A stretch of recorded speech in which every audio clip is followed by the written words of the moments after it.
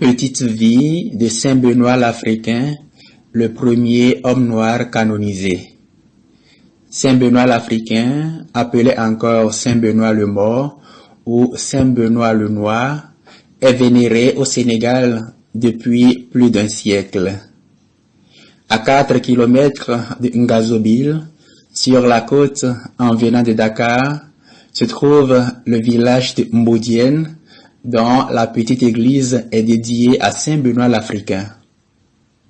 Sa fête patronale y est célébrée chaque année le 4 avril. Mais force est de constater qu'en dehors du Sénégal, de la Sicile et du Brésil, Saint Benoît est inconnu partout ailleurs. Cette vidéo donne un aperçu biographique du premier noir canonisé. Les grands-parents de Benoît furent achetés en Afrique comme esclaves. Ses parents, Christophe et Diane, prénoms très probablement donnés par leur maître après les avoir fait baptiser, naquirent en Italie et eurent la chance de se retrouver entre les mains d'un maître humain et compréhensif, Vincenzo Manasseri. Celui-ci donna à Christophe la responsabilité de son domaine agricole. En ce temps-là, l'état de serre se transmettait de génération en génération. Des parents esclaves donnaient naissance à un enfant esclave et il n'y avait aucune chance que cette chaîne de malédiction se brisât. Or, Christophe et Diane ne voulaient pas d'un enfant à qui ils transmettraient l'esclavage. C'est pourquoi ils décidèrent de commun accord de ne pas avoir d'enfants. À la question de Manasseri, qui s'étonnait de les voir sans progéniture depuis des années, Christophe répondit, je cite, « Maître, je ne souhaite pas à mon enfant la condition d'esclave. C'est pourquoi ma femme et moi offrons au Dieu éternel et Père de Jésus-Christ ce sacrifice. Nous n'aurons pas de descendance. » Fin de citation. Alors Manasseri, choqué par cette réponse inattendue, mais franche et catégorique, leur fit la singulière promesse d'affranchir leur premier-né. C'est ainsi que naquit en 1526 l'enfant noir qui eut une destinée si merveilleuse. Manasseri s'empressa de le faire baptiser et lui donna le prénom de Benoît. Quand il eut 10 ans, Vincenzo Manasseri, conformément à ce qu'il avait promis, affranchit le jeune esclave qui devint alors libre. Malheureusement, Benoît n'apprit jamais à lire et resta toute sa vie analphabète, comme nous le dit le document de sa canonisation. Mais il était d'une douceur déconcertante, opposant toujours la douceur à l'hostilité, la paix aux injures, la prière au blasphème. C'est un dimanche, dans la petite église de San Filadelfo, village où il vivait avec ses parents et son maître, qu'il entendit pour la première fois parler de Saint François d'Assise. Un religieux capucin évoquait alors avec feu celui qui était à l'origine de son ordre et parlait d'un mode de vie qui ressemblait étrangement à celui auquel Benoît aspirait de tout son cœur, voire qu'il vivait déjà en miniature. C'est ainsi qu'à l'âge de 21 ans, Benoît s'adjoignit aux ermites de San Domenica, dont la vie était proche de celle des premiers pères du désert qui cherchaient Dieu dans une retraite extrêmement fruste. Sous la direction de Jérôme Lanza, il se nourrissait d'un peu de pain et d'herbes sauvages et vivaient dans des huttes de branchage, soumettant leur corps à de rudes austérités. Pour fuir la popularité qu'ils acquirent très vite dans la région, ils changèrent de lieu, trouvant d'abord une retraite dans la vallée de Natsara, puis dans le désert sec de Mancusa. C'est là que Benoît accomplit un miracle qui allait accroître une réputation de sainteté qu'il avait déjà. Un malade s'était en effet dirigé vers l'ermitage pour demander des prières. À la prière de Benoît, il fut immédiatement guéri. Ce miracle fut aussitôt connu bien au-delà de San Philadelphie, ce qui fit accourir des foules d'impotents vers le nouveau thaumaturge. Fuyant encore cette foule dévote, les religieux s'établirent dans une région rocheuse nommée Monte Pellegrino. C'est là que 10 ans après l'entrée de Benoît dans la communauté de Jérôme Lanza, celui-ci mourut et Benoît fut unanimement élu pour lui succéder. La réputation des religieux, les miracles accomplis, la piété du peuple attirèrent la jalousie d'individus mal intentionnés qui eurent assez d'influence à Rome. Sous le pontificat de Pie IV, tomba la triste nouvelle de la dissolution de la communauté avec l'obligation pour chacun de s'agréger à une communauté plus ancienne. Benoît se rendit alors à la cathédrale de Palerme pour y prier afin d'être éclairé par Dieu.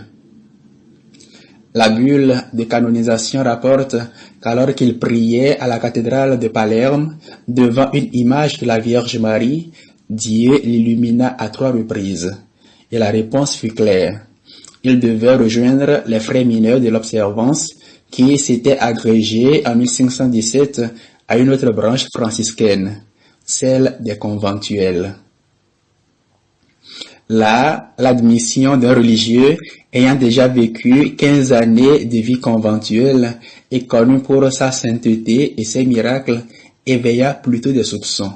Et l'on craignit que sa singularité n'alimentât une curiosité déplacée. C'est pourquoi il fut envoyé dans un petit couvent de récollection, Santa Anna di Giuliana. Benoît y passa 3 années heureuses, période de silence faite de longues heures de conversation avec Dieu. Mais en 1567, il reçut l'ordre du provincial de rejoindre la grande communauté de Santa Maria di Gesù de Palerme, où il fut désigné comme cuisinier, office compatible avec son peu d'instruction. Il s'adonna à cette charge à cœur joie.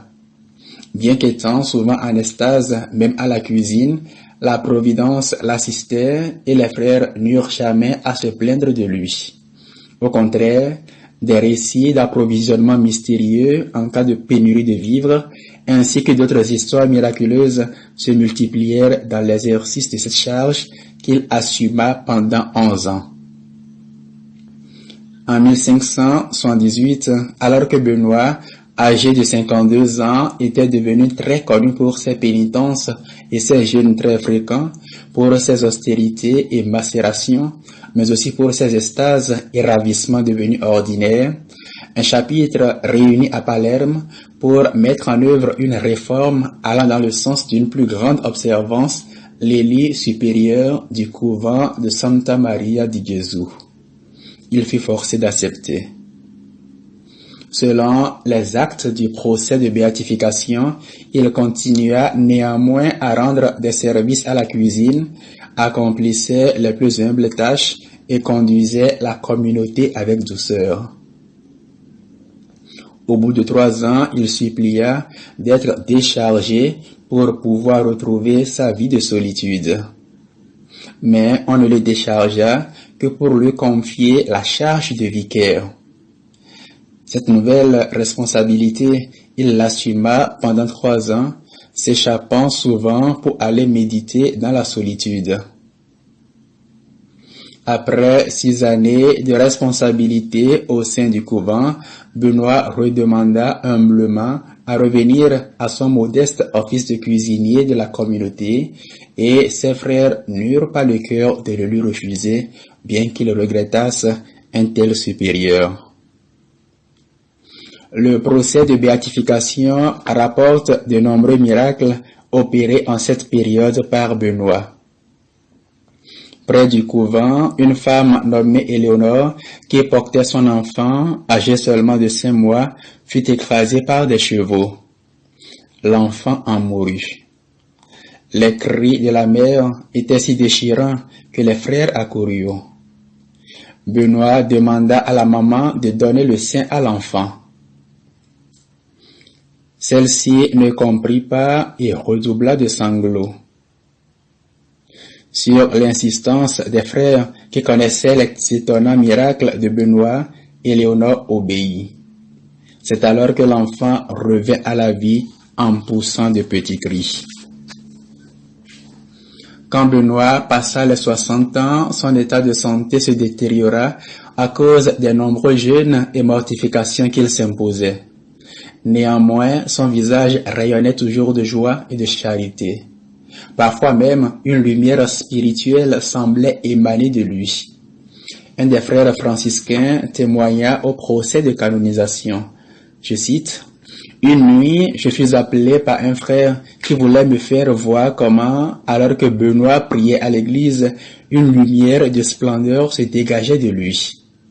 J'y allai et je vis clairement et parfaitement ceci. Aucune lumière n'était allumée au cœur. Malgré cela, tout cet endroit resplendissait. Nous ne pouvions attribuer à autre chose qu'à une lumière céleste cette splendeur. » Fin de citation. Mais la fin de Benoît approchait.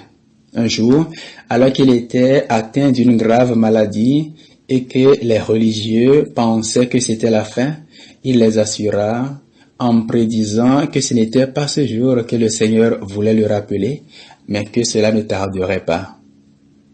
Quand le jour arriva, il rassembla les religieux du couvent autour de lui et implora leur pardon.